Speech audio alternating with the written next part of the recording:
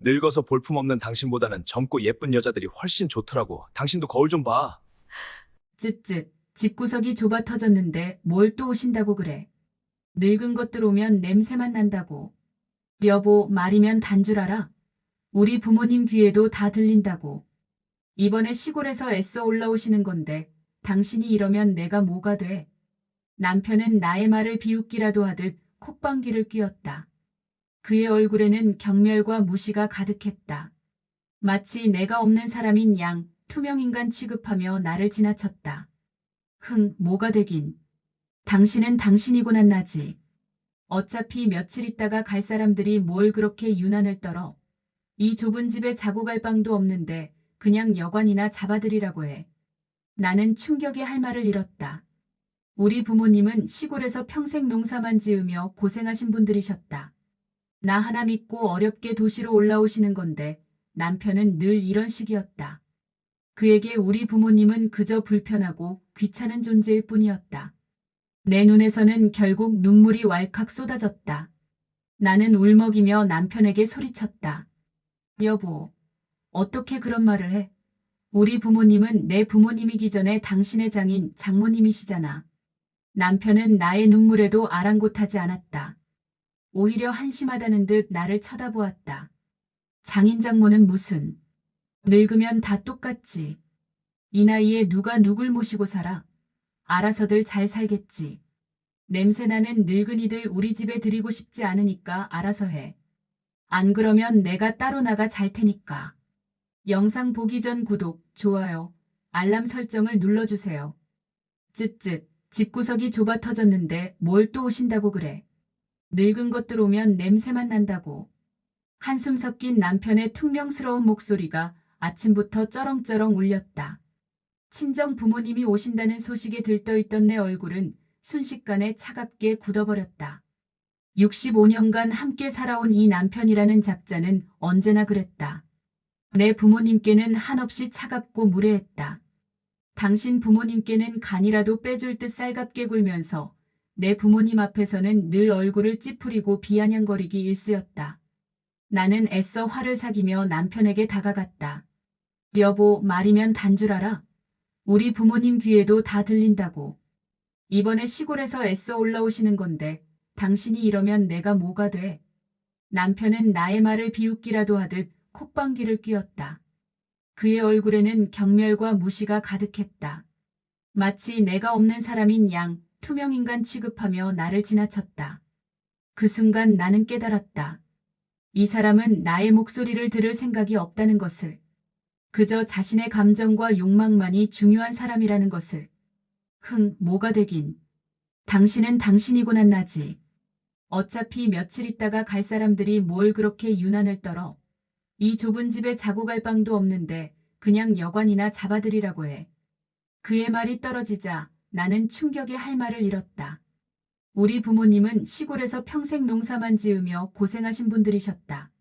새벽 사시면 일어나 밭을 돌아다니시고 햇빛 아래에서 허리를 굽혀 일하셨던 분들이다. 손가락 끝은 굳은 살로 가득했고 얼굴에는 햇빛에 탄 자국이 선명했다. 하지만 그들은 항상 웃으셨다. 나 하나를 위해 이 고생을 한다며, 나의 행복이 가장 큰 보상이라며. 나 하나 믿고 어렵게 도시로 올라오시는 건데 남편은 늘 이런 식이었다. 그에게 우리 부모님은 그저 불편하고 귀찮은 존재일 뿐이었다. 마치 쓰레기처럼 치워야 할 대상인 양말이다. 내 눈에서는 결국 눈물이 왈칵 쏟아졌다. 여보, 어떻게 그런 말을 해? 우리 부모님은 내 부모님이기 전에 당신의 장인 장모님이시잖아. 내 목소리는 떨리고 있었다. 눈물이 양뺨을 타고 흘러내렸다. 지난 수십 년간 참아온 분노와 슬픔이 한 번에 터져나오는 듯했다. 하지만 남편은 나의 눈물에도 아랑곳하지 않았다. 오히려 한심하다는 듯 나를 쳐다보았다. 그의 눈빛에는 동정도 연민도 없었다. 오직 경멸만 있었다. 장인 장모는 무슨. 늙으면 다 똑같지. 이 나이에 누가 누굴 모시고 살아? 알아서들 잘 살겠지. 냄새나는 늙은이들 우리 집에 들이고 싶지 않으니까 알아서 해. 안 그러면 내가 따로 나가 잘 테니까. 그의 말은 비수처럼 내 심장을 꿰뚫었다. 냄새나는 늙은이들. 그 말이 자꾸만 반복되었다. 내 부모님을 그렇게 부를 수 있는 사람이 있을까? 내가 사랑하는 사람, 내 생명을 낳아주신 분들을 그렇게 모욕할 수 있는 사람이 있을까? 나는 그 자리에 주저앉아 하염없이 눈물을 흘렸다. 평생 나만 바라보고 살아온 부모님께 죄인이 된 기분이었다. 서울에 와서 좋은 직장을 얻고 좋은 남편을 만났다고 자랑스럽게 말씀드렸던 내가 이제는 부모님을 모실 수 없는 불효한 딸이 되어 있었다. 가슴이 철렁 내려앉는 기분이었다. 나는 남편의 말을 더 이상 들을 수 없었다. 방으로 들어가 휴대폰을 들었다. 손가락이 떨렸다. 부모님께 연락할 용기가 필요했다. 어머니, 죄송해요. 아버지, 집이 좁아서 정말 죄송합니다. 부모님은 내 목소리를 듣자마자 뭔가 안 좋은 일이 있다는 것을 아셨을 것이다. 하지만 여전히 걱정하셨다. 내가 울고 있지는 않은지, 남편이 나를 함부로 대하지는 않는지. 부모님은 몸이 불편해도 경제적으로 부족해도 항상 나를 먼저 생각하셨다. 그것이 진정한 부모의 사랑이라는 것을 이제 깨달았다. 괜찮다. 우리 말고 집에서 편히 있어. 딸 보는 게 어디야. 너 스트레스 받지 말고 남편분과 잘 지내거라. 부모님의 목소리에는 눈물이 맺혀 있었다.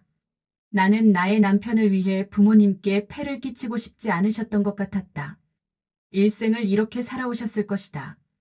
자식의 마음이 편하도록, 자식의 결혼 생활이 흔들리지 않도록. 결국 나는 근처 호텔을 예약해드렸다. 좋은 호텔이었다.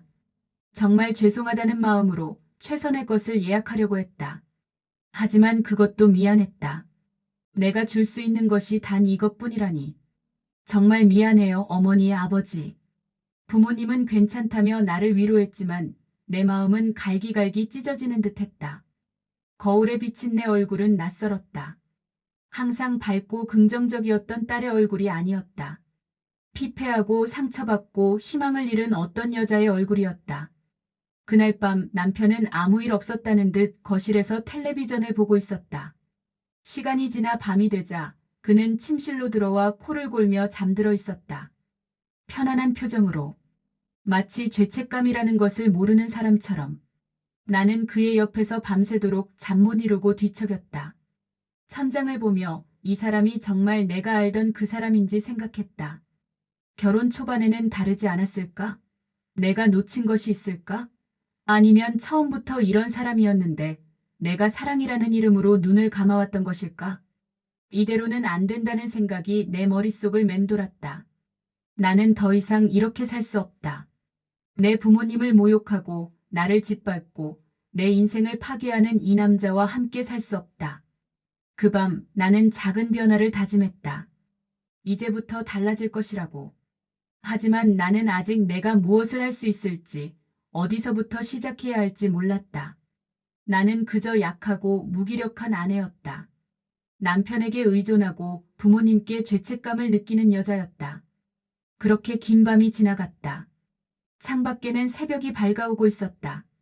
하지만 내 마음은 여전히 어둠 속에 있었다.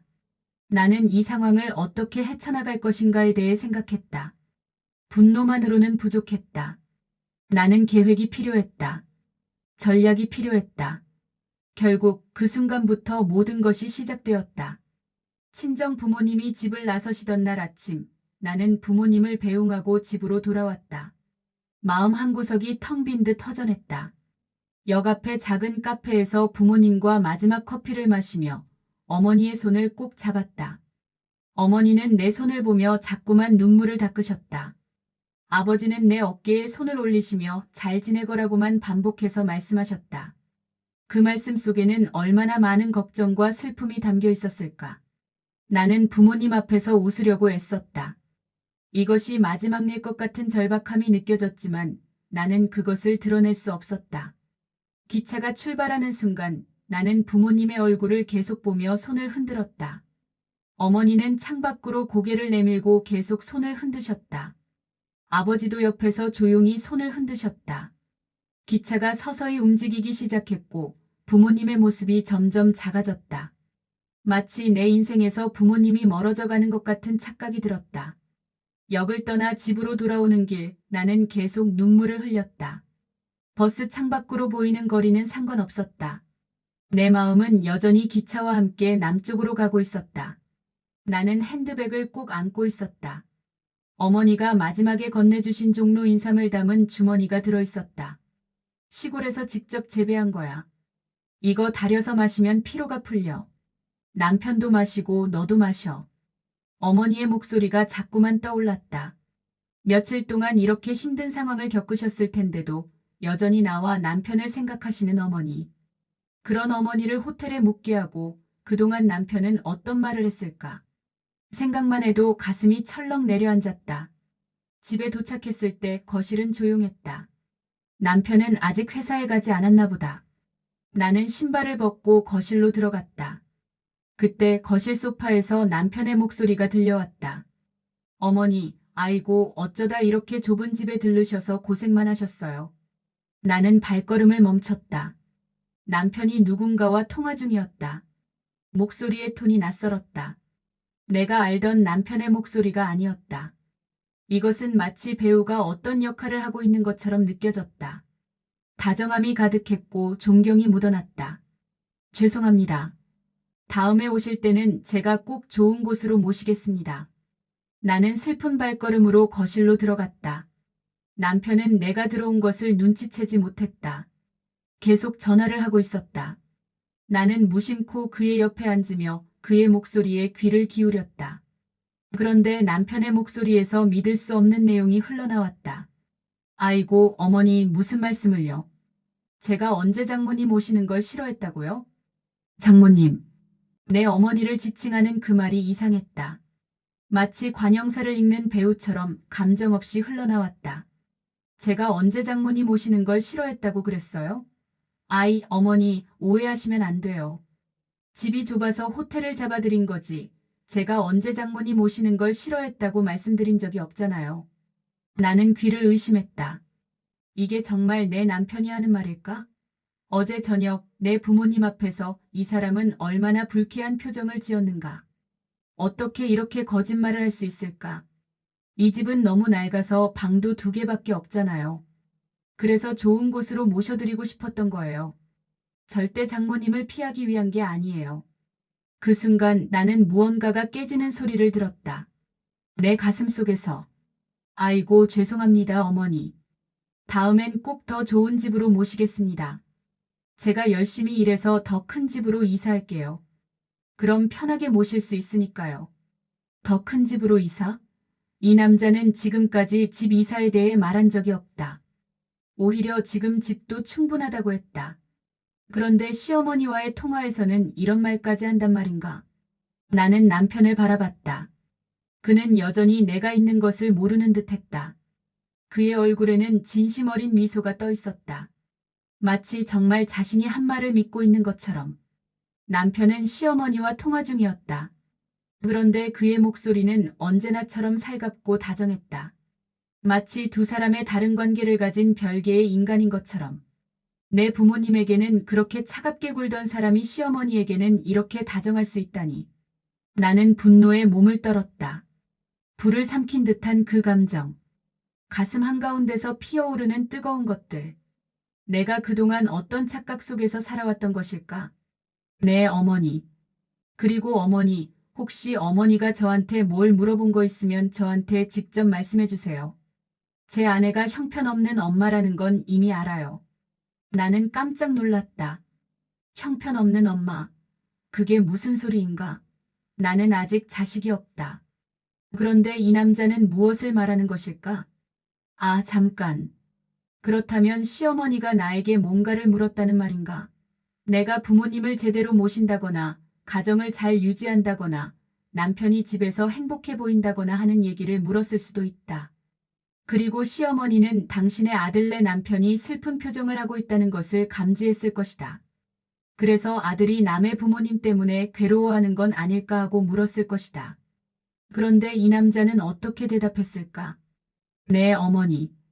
제 아내가 저한테 좀 힘든 부분이 있어요. 하지만 어머니는 이런 것들을 신경 쓰실 필요 없어요. 제가 알아서 잘 챙기겠습니다. 더 이상 참을 수 없었다. 나는 벌떡 일어섰다. 남편은 그제야 나를 봤다. 깜짝 놀라어. 넌 언제 왔어? 라고 물었다. 그 순간 나는 깨달았다. 이 남자는 정말로 모르고 있었다. 자신이 얼마나 허술한 거짓말을 하고 있는지, 얼마나 명백한 이중성을 드러내고 있는지를 다 들었어. 내 목소리는 얼음처럼 차가웠다. 뭘? 시어머니한테 한 말. 다 들었다니까. 남편의 얼굴이 창백해졌다. 하지만 그것도 잠깐이었다. 곧 그는 낄낄거리며 웃기 시작했다. 뭐, 그게 뭐 하는 말이야? 당신 엄마한테도 잘해주려고 하는 말인데. 거짓말하지 마. 나는 방으로 향했다. 더 이상 그의 목소리를 들을 수 없었다. 어디가? 혼자 있고 싶어. 나는 방의 문을 닫고 잠궜다. 그리고 침대에 누웠다. 천장을 바라봤다. 나는 이제 무엇을 믿어야 할까? 이 남편이 시어머니에게 한 말들, 아니면 내 부모님 앞에서 한 행동.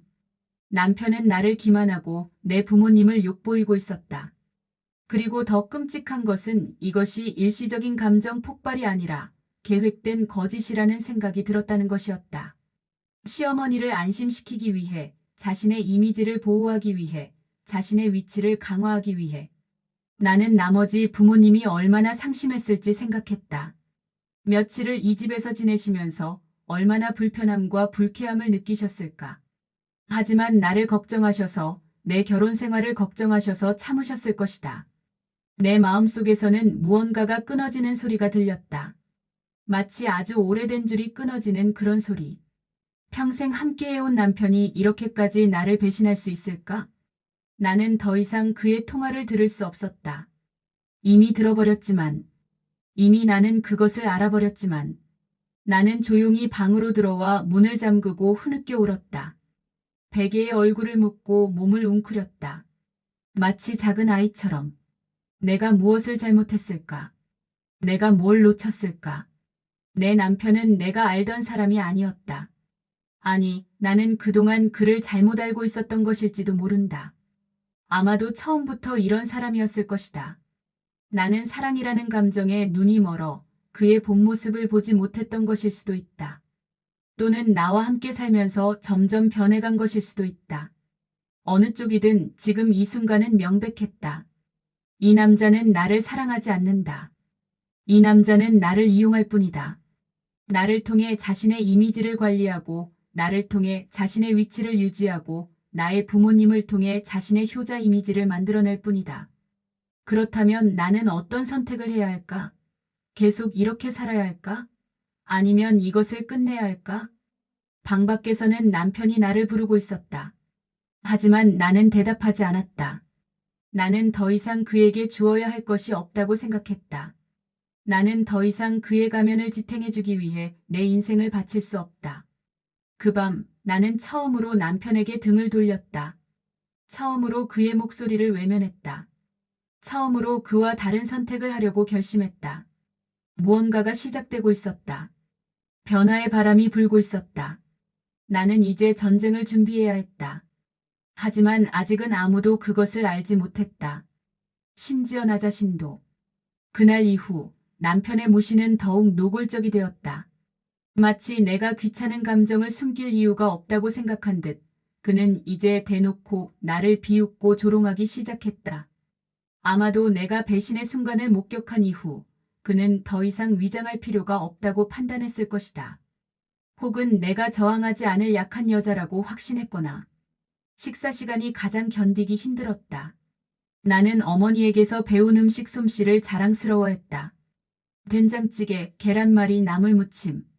시골에서 어머니와 함께 해온 수십 년의 요리 경험이 내 손에 배어 있었다. 하지만 남편의 입맛은 까다로웠다. 아니, 까다로운 것이 아니라 의도적으로 흠을 찾아내려고 했다. 쯧쯧, 당신은 음식 솜씨도 없어서 뭘 제대로 할 줄 아는 게 없어. 그의 혀차는 소리가 울렸다.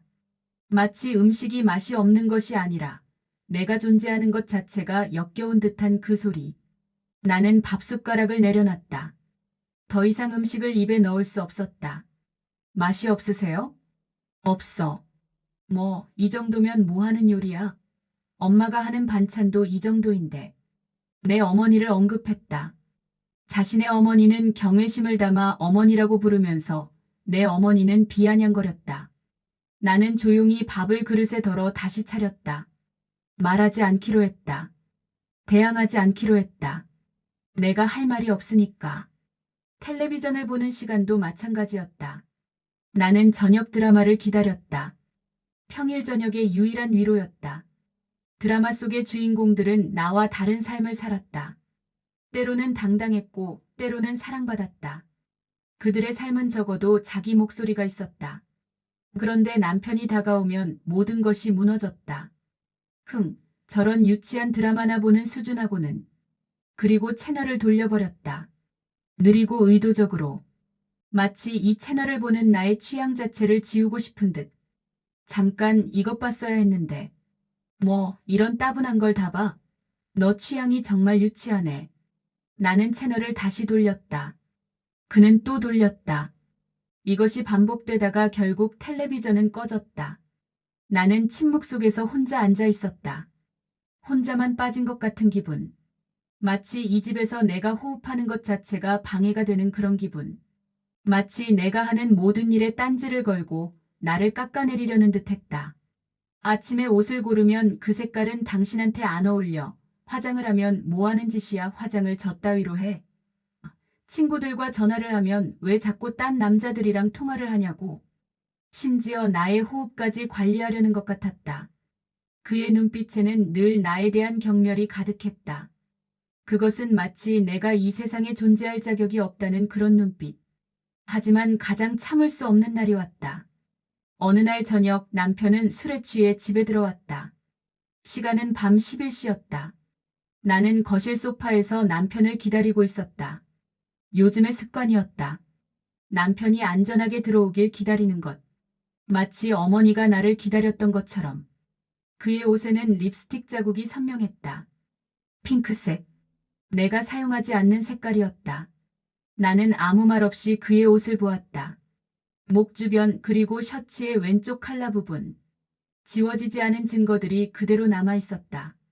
남편은 나의 시선을 느꼈는지 껄껄 웃으며 나에게 다가왔다. 그 웃음은 죄책감도 미안함도 없는 웃음이었다. 오직 우월감만 가득한 웃음이었다. 뭐, 이 정도쯤이야. 그의 말투가 너무나 자연스러웠다. 마치 이것이 당연한 일인 양. 마치 자신이 뭔가 당연한 권리를 행사하고 있는 양. 당신은 나를 만족시켜주지 못하니까 내가 밖에서라도 만족을 찾아야 할 거 아니야? 내가 뭔가를 못해줘서 내 탓이라는 말인가? 늙어서 볼품없는 당신보다는 젊고 예쁜 여자들이 훨씬 좋더라고. 그 말이 떨어지자마자 나는 깊은 구멍으로 빠져내리는 기분이 들었다. 마치 땅이 갈라지고 내가 그 속으로 빨려 들어가는 듯한 그런 기분.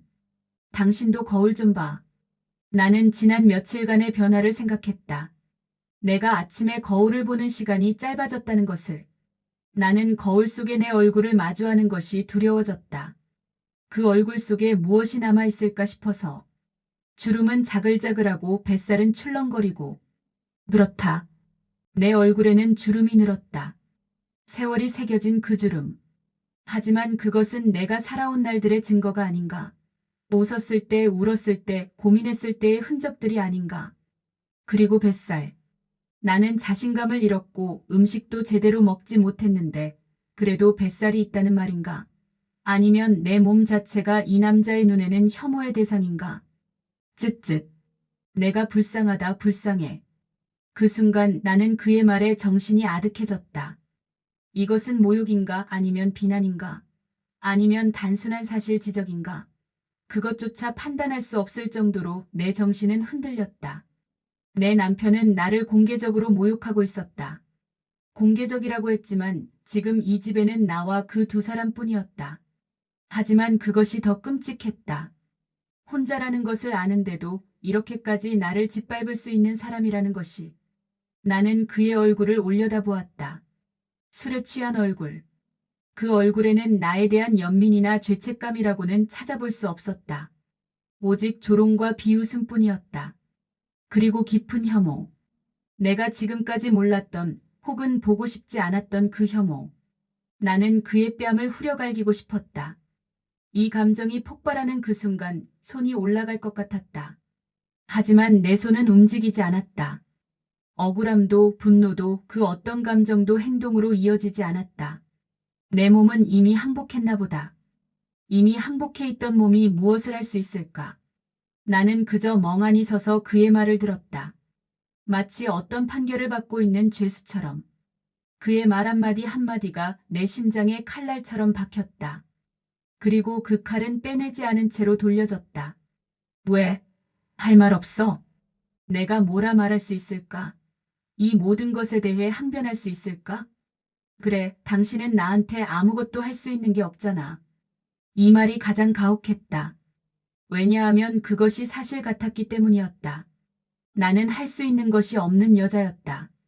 할 수 있는 게 없으니 남편을 막을 수도 없고, 나 자신을 지킬 수도 없고, 부모님을 지켜드릴 수도 없었다. 평생 나한테 빌부터 사는 주제에 뭘 할 수 있겠어? 빌부터 산다. 그렇다면 나는 이 집에 갇혀 있는 금전적 노예인가? 남편이 주는 용돈으로만 살아가는 무기력한 존재인가? 불쌍한 것. 이 말이 떨어졌을 때 나는 정말로 불쌍하다고 느껴졌다. 평생 나한테 짓밟히면서 살아봐라. 하하. 그의 웃음소리. 그 웃음은 내 존재의 부정이었다. 내 인생의 비웃음이었다. 남편은 나를 비웃으며 자신의 방으로 들어갔다. 문을 쾅 닫았다. 곧 코 고는 소리가 들렸다. 그렇게 빨리 잠들었다. 아무 죄책감 없이. 나는 그 자리에 서서 한참을 울었다. 목소리도 없이 눈물만 흘렸다. 마치 목이 이미 잘려나간 사람처럼. 마치 내가 울 권리도 없는 사람처럼. 더 이상 이 관계를 지속할 수 없다는 생각이 들었다. 하지만 동시에 다른 생각도 들었다. 내가 할 수 있는 것이 정말 없을까? 내가 이렇게 무력해야 할까? 내가 이 지옥에서 계속 살아야 할까? 나는 이대로 무너지지 않을 것이다. 나는 내 자신을 바쳐 죽을 생각이 없다. 나는 이 남자의 장난감도 아니고 희생양도 아니고 용인도 아니다. 나는 내 인생의 주인이어야 한다. 나는 이 지옥 같은 삶에서 벗어나기 위해 무언가를 해야만 했다. 그것이 무엇이든 얼마나 어렵든 얼마나 위험하든. 그 밤 거실의 불을 모두 껐다. 어둠 속에서 나는 작은 소파에 누웠다. 남편의 방에서는 여전히 코 고는 소리가 들렸다. 그리고 내 마음속에는 무언가가 부글거리기 시작했다. 복수? 아니다. 그것보다는 생존이었다.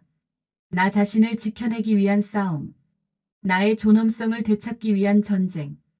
이 남자가 나를 짓밟을 수 있다고 생각했다면 그것은 착각이다. 아직도 나는 내 안에 무언가를 가지고 있었다. 그것이 무엇인지는 아직 몰랐지만 그 감정은 서서히 하지만 확실히 자라나기 시작했다. 나는 남편의 무시와 조롱을 견디다 못해 복수를 다짐했다. 하지만 나는 단순히 감정적인 복수를 원하지 않았다. 그의 무시와 조롱에 상처받은 내 자존심을 회복하고 그가 나에게 행한 모든 악행을 정당하게 되갚아줄 방법을 찾고 싶었다. 나는 조용히 그러나 치밀하게 복수를 준비하기 시작했다. 우선 나는 남편의 모든 만행을 기록하기 시작했다.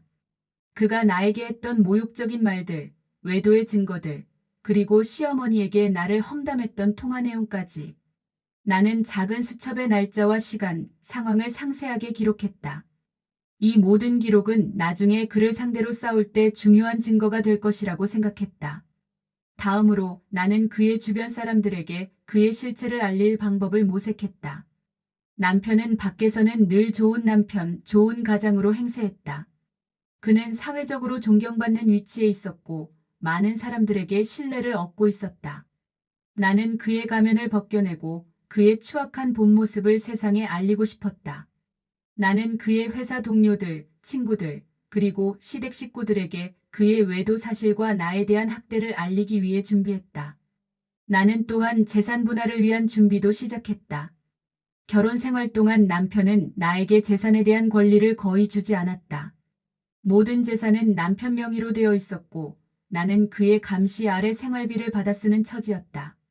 나는 변호사와 상담하여 내가 정당하게 받아야 할 몫을 알아보고 필요한 서류들을 하나씩 준비해 나갔다. 남편 몰래 은행 계좌를 개설하고 소액이라도 나만의 돈을 모으기 시작했다. 나는 이 모든 과정을 아무도 모르게 철저하게 비밀로 진행했다. 남편은 여전히 나를 무시하고 조롱했지만 나는 그의 앞에서 아무렇지 않은 척 연기했다. 그의 눈을 똑바로 쳐다보며 미소를 지었고 그의 말에 고분고분하게 대답했다. 그의 자만심은 점점 커져갔고 그는 내가 자신의 손아귀 안에 있다고 착각했다. 하지만 그는 몰랐을 것이다. 그의 발밑에서 조용히 활화산이 끓어오르고 있다는 것을. 나는 이 모든 준비가 끝날 때까지 기다렸다. 복수는 차가운 음식이라고 하지 않았던가. 나는 그의 인생을 나락으로 떨어뜨릴 완벽한 복수를 꿈꾸며 하루하루를 버텨냈다. 나는 남편의 외도 증거와 재산 분할 자료를 모으고 주변 사람들에게 그의 실체를 알릴 준비를 거의 마쳤다. 변호사와 상담을 마친 후 나는 이혼 소송을 제기할 날짜를 정했다. 모든 것이 계획대로 흘러가는 듯했다. 하지만 예상치 못한 반전이 나를 기다리고 있었다. 어느 날 남편의 핸드폰에서 수상한 메시지를 발견했다. 메시지는 발신자 없이 당신 남편의 비리를 알고 있다는 내용과 함께 특정 웹사이트 주소가 적혀 있었다. 나는 처음에는 스팸 메시지라고 생각했지만 왠지 모르게 불길한 예감이 들었다. 나는 조심스럽게 그 웹사이트에 접속했다. 웹사이트에는 남편의 이름과 함께 충격적인 내용이 올라와 있었다.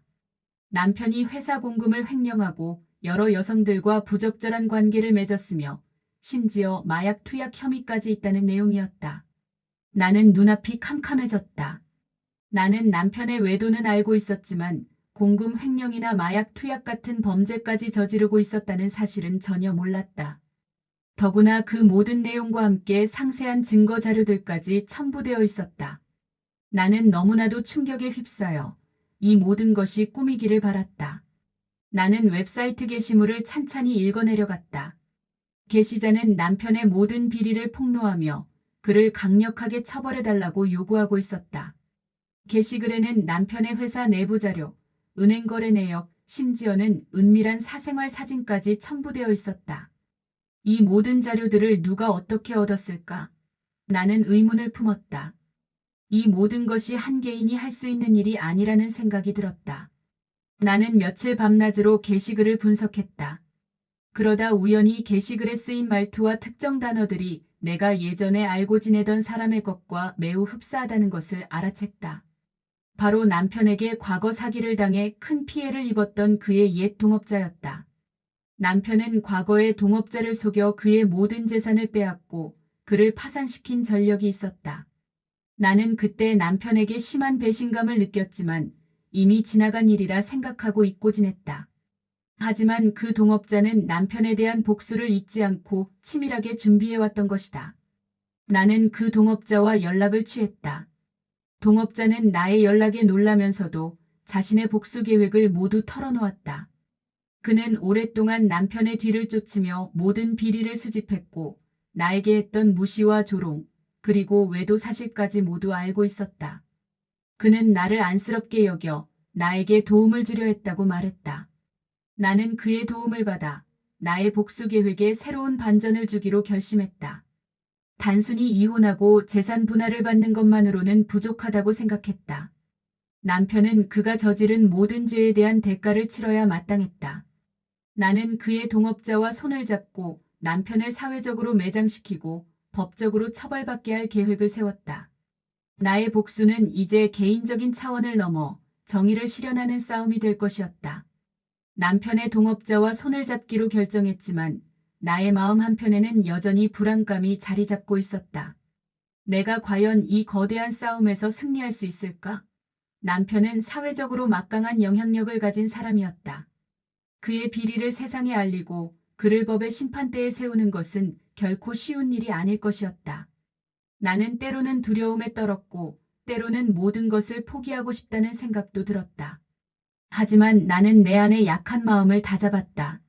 나는 더 이상 무시당하고 조롱당하는 약한 존재가 아니었다. 나는 내 자신과 내 부모님, 그리고 남편에게 피해를 입은 모든 사람들을 위해 싸워야 했다. 나는 조용히 그러나 굳건하게 나만의 싸움을 이어나갔다. 나는 남편의 동업자와 긴밀하게 협력하며 추가적인 증거 자료를 수집했다. 남편의 회사 내부 고발자들과도 접촉하여 그들이 가진 정보를 공유받았다. 나는 밤낮으로 자료를 분석하고 증거를 정리했다. 나는 이 모든 과정을 남편 몰래 진행해야 했기에 늘 긴장 속에 살았다. 그의 눈을 피해 몰래 움직여야 했고 그의 의심을 사지 않기 위해 평소와 다름없이 행동해야 했다. 가장 힘들었던 점은 심리적인 압박이었다. 남편은 여전히 나를 무시하고 조롱했다. 때로는 술에 취해 들어와 폭언을 퍼붓기도 했다. 나는 그의 앞에서 아무렇지 않은 척 연기했지만 내 마음속은 상처로 가득했다. 하지만 나는 그의 비아냥거림을 들을 때마다 복수의 칼날을 더욱 날카롭게 갈았다. 그의 무시는 나에게 더 큰 복수심을 불어넣었다. 나는 법적인 지식도 부족했고 사회적인 경험도 많지 않았다. 모든 것이 낯설고 어려웠다. 하지만 나는 포기하지 않았다. 인터넷을 통해 법률 정보를 찾아보고 변호사에게 끊임없이 질문하며 지식을 쌓았다. 나는 스스로 강해져야만 했다. 누구에게도 의지하지 않고 나 혼자서 이 모든 것을 감당해야만 했다. 나는 거울 속의 나를 보았다. 예전에 나는 어디에도 없었다. 눈빛은 날카로워졌고 얼굴에는 결연한 의지가 서려 있었다. 나는 더 이상 남편에게 짓밟히는 나약한 존재가 아니었다. 나는 스스로를 지키고 정의를 실현하기 위해 싸우는 전사가 되어 있었다. 이 싸움은 나 혼자만의 외로운 싸움이었지만 나는 결코 포기하지 않을 것이었다. 수개월간의 치밀한 준비 끝에 나는 드디어 남편에게 복수의 칼날을 들이밀 준비를 마쳤다. 모든 증거 자료가 완벽하게 준비되었고 변호사와의 전략 회의도 끝마쳤다. 이제 남은 것은 마지막 일격을 가하는 것뿐이었다. 하지만 그 전에 나는 남편에게 내가 겪었던 모든 고통을 돌려주고 싶었다. 그의 무시와 조롱에 대한 나의 분노를 폭발시키고 싶었다. 어느 날 저녁 남편이 퇴근하고 집에 돌아왔을 때 나는 그를 거실로 불렀다. 그는 여느 때처럼 나를 비웃으며 뭐야? 또 무슨 불평이라도 늘어놓으려고? 라고 말했다. 나는 그의 말에 아무런 대답도 하지 않고 조용히 그의 옆에 앉았다. 그리고는 그동안 그가 나에게 했던 모든 악행을 하나씩 나열하기 시작했다. 당신은 우리 부모님을 늙은 것들이라고 무시했지. 집이 좁다고 호텔로 내쫓고 시어머니에게는 나를 험담했어. 내가 뭘 할 줄 아는 게 없다고 비아냥거리고 내 드라마 취향까지 무시했지. 남편은 나의 말을 듣고 어이가 없다는 듯 웃었다. 하하, 뭐야? 이제 와서 지난 일들을 들춰내면서 싸우자는 거야? 유치하게 왜 이래? 당신이 뭘 할 수 있겠다고. 나는 그의 비웃음에 아랑곳하지 않고 말을 이어나갔다.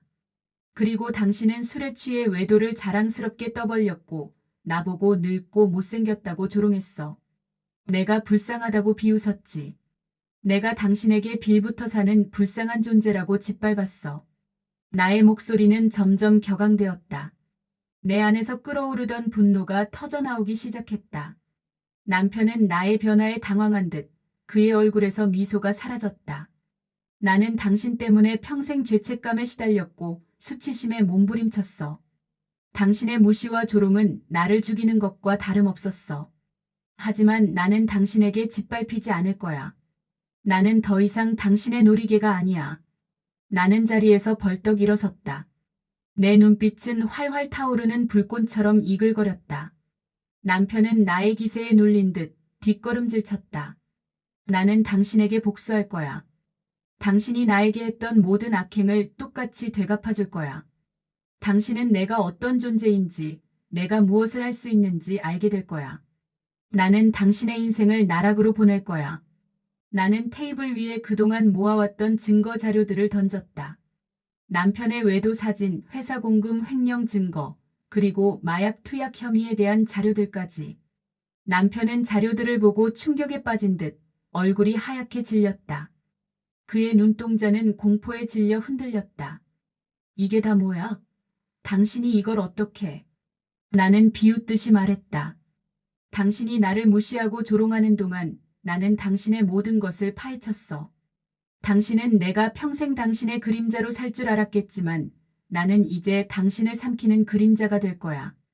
남편은 아무 말도 하지 못했다. 그의 얼굴에는 절망과 공포만이 가득했다. 나의 분노는 이제 폭발했고 나는 그의 인생을 완전히 파괴할 준비가 되어 있었다. 나는 더 이상 망설이지 않았다. 남편에게 내가 모아온 모든 증거 자료를 공개하며 그의 모든 비리를 폭로했다. 그의 외도 사실은 물론 회사 공금 횡령, 그리고 마약 투약 혐의까지. 나는 변호사와 함께 이혼 소송을 제기했고 그와 동시에 언론을 통해 남편의 모든 추악한 본 모습을 세상에 알렸다. 남편은 내가 이렇게까지 나올 줄은 상상도 하지 못했던 모양이었다. 그는 처음에는 나의 폭로를 부인하고 나를 협박하려 했다. 하지만 내가 제시한 증거 자료들은 너무나도 명백했고 그의 모든 변명은 허사로 돌아갔다. 그의 회사에서는 즉각 그를 해고했고 사회적으로 존경받던 그의 명성은 순식간에 땅바닥으로 추락했다. 언론은 남편의 비리를 대서특필했고 그는 모든 사람들의 손가락질을 받게 되었다. 그의 친구들은 그를 외면했고 시댁 식구들조차 그를 비난했다. 그는 이제 고립된 존재가 되었다. 나는 그의 사회적 죽음을 지켜보며 지난 세월 동안 그에게 당했던 모든 고통을 되갚아 주었다. 법정에서 남편은 모든 혐의를 인정할 수밖에 없었다. 그의 동업자가 제공한 결정적인 증거들과 나의 폭로는 그를 궁지로 몰아넣었다. 그는 징역형을 선고받았고 모든 재산은 압류당했다. 나는 그에게서 이혼 위자료와 함께 내가 받아야 할 정당한 재산 분할액을 받아냈다. 그의 인생은 문자 그대로 나락으로 떨어졌다. 나는 남편이 감옥으로 향하는 뒷모습을 지켜보았다. 그의 얼굴에는 절망과 후회, 그리고 공포가 뒤섞여 있었다. 그는 이제 더 이상 나를 무시하고 조롱할 수 없었다. 그는 이제 모든 것을 잃은 초라한 존재에 불과했다. 나의 복수는 잔인했고 처절했다. 하지만 나는 후회하지 않았다. 그는 내가 겪었던 고통보다 더 큰 고통을 겪어야 마땅했다. 나는 그의 무시와 조롱에 맞서 싸웠고 결국 승리했다. 나는 나 자신을 지켜냈고 그의 악행을 세상에 알렸다. 이 모든 과정은 힘들고 고통스러웠지만 나는 이제 자유로워졌다. 남편에게 복수한 후 나는 새로운 삶을 시작했다. 그의 그림자 속에서 벗어나 나만의 빛을 찾아 나섰다. 모든 것이 처음부터 다시 시작하는 기분이었지만 나는 두렵지 않았다. 나는 이제 더 이상 약한 존재가 아니었다. 나는 스스로를 지킬 수 있는 강한 여성이 되었다. 나는 남편에게서 받은 위자료와 재산 분할액으로 작은 카페를 열었다. 평소 꿈꿔왔던 일이었다. 카페는 아담했지만 나의 정성과 노력으로 손님들로 북적였다. 나는 손님들에게 따뜻한 커피와 함께 편안한 휴식을 제공했고 그들과 소통하며 행복을 느꼈다. 내 얼굴에는 이제 웃음꽃이 피어났다. 나는 사회활동에도 적극적으로 참여하기 시작했다. 나처럼 가정폭력과 학대에 시달리는 여성들을 돕기 위한 단체에 가입하여 그들에게 용기와 희망을 주었다. 나의 경험담은 많은 여성들에게 큰 공감을 얻었고 나는 그들의 롤모델이 되었다. 나는 이제 나 혼자만의 행복을 넘어 사회에 기여하는 삶을 살기 시작했다. 친정 부모님도 나의 변화를 보며 매우 기뻐하셨다. 그들은 더 이상 나를 걱정하지 않으셨고 나의 성공을 진심으로 축하해 주셨다. 나는 부모님께 매달 용돈을 보내드리고 자주 찾아뵙고 맛있는 음식을 대접했다. 부모님은 이제 나에게 자랑스러운 딸이라며 나를 칭찬해 주셨다. 나는 때때로 남편의 소식을 듣곤 했다. 그는 여전히 감옥에서 죗값을 치르고 있었고 아무도 그를 기억하거나 찾아주는 사람이 없었다. 그의 인생은 완전히 파괴되었고 그는 홀로 고독하게 살아가고 있었다. 나는 그의 비참한 최후를 보며 정의가 결국 승리한다는 것을 다시 한번 깨달았다. 나는 이제 더 이상 과거의 상처에 갇혀 살지 않았다. 나는 용서하고 치유하고 그리고 나아가기로 결심했다. 나의 삶은 이제 완전히 달라졌다. 나는 자유롭고 당당하며 행복했다. 나는 스스로를 사랑하고 나만의 삶을 만들어 나가는 진정한 주인공이 되었다. 시간이 흘러 나는 완전히 새로운 사람으로 거듭났다. 과거의 상처는 더 이상 나를 얽매는 족쇄가 아니었다. 그것은 오히려 나를 더 강하고 현명하게 만드는 값진 경험이 되었다. 나는 이제 그 어떤 어려움에도 흔들리지 않는 단단한 사람이 되었다.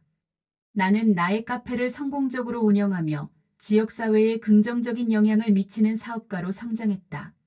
나의 카페는 단순한 상업 공간을 넘어 사람들에게 위로와 희망을 주는 사랑방이 되었다. 나는 직원들에게 따뜻한 리더십을 보여주었고 그들은 나를 존경하며 따랐다. 나는 가정폭력 피해 여성들을 위한 쉼터를 설립하는 데에도 적극적으로 참여했다. 나의 경험과 재정적인 지원은 많은 여성들에게 새로운 삶의 기회를 제공했다. 나는 그들에게 단순히 물질적인 도움을 주는 것을 넘어 정신적인 지지와 용기를 불어넣어 주었다. 그들은 나의 존재를 통해 희망을 찾았고 나처럼 스스로의 삶을 개척해 나가는 강한 여성으로 성장했다. 나는 봉사활동에도 꾸준히 참여하며 사회에 소외된 이웃들에게 사랑을 나누었다. 나의 따뜻한 마음과 진심 어린 노력은 많은 사람들에게 감동을 주었고 나는 지역사회에 존경받는 인물이 되었다. 나는 이제 나 혼자만의 행복을 넘어 더 큰 세상을 위해 살아가는 사람이 되었다. 물론 나의 삶에 늘 좋은 일만 있었던 것은 아니었다. 때로는 예상치 못한 어려움과 시련이 찾아오기도 했다. 하지만 나는 더 이상 도망치거나 좌절하지 않았다. 나는 모든 어려움을 정면으로 마주하고 지혜롭게 해결해 나갔다. 나는 이제 어떤 역경도 헤쳐나갈 수 있는 강한 내면의 힘을 가지게 되었다. 나는 거울 속의 나를 보며 미소 지었다. 나의 얼굴에는 주름이 늘었지만 그 주름은 세월의 흔적이 아니라 지혜와 경험의 증거였다. 나의 눈빛은 따뜻하고 부드러웠지만 그 안에는 강인한 의지가 담겨 있었다. 나는 이제 진정한 나 자신을 찾았고 나만의 삶을 살아가고 있었다. 나는 나의 삶을 통해 깨달았다. 인생은 때로는 잔인하고 고통스럽지만 우리는 결코 좌절해서는 안 된다는 것을. 우리는 스스로를 믿고 용기를 내어 싸워야 한다는 것을. 그리고 그 끝에는 반드시 정의의 승리와 새로운 탄생이 기다리고 있다는 것을. 나는 이제 행복하다. 그리고 앞으로도 나의 삶을 사랑하며 살아갈 것이다. 이 이야기는 내가 65세 남편놈 인생 나락 보냈습니다. 그리고 새로운 삶을 살게 된 나의 이야기이다. 나의 이야기가 모든 여성들에게 용기와 희망이 되기를 바란다. 시청해주셔서 감사합니다.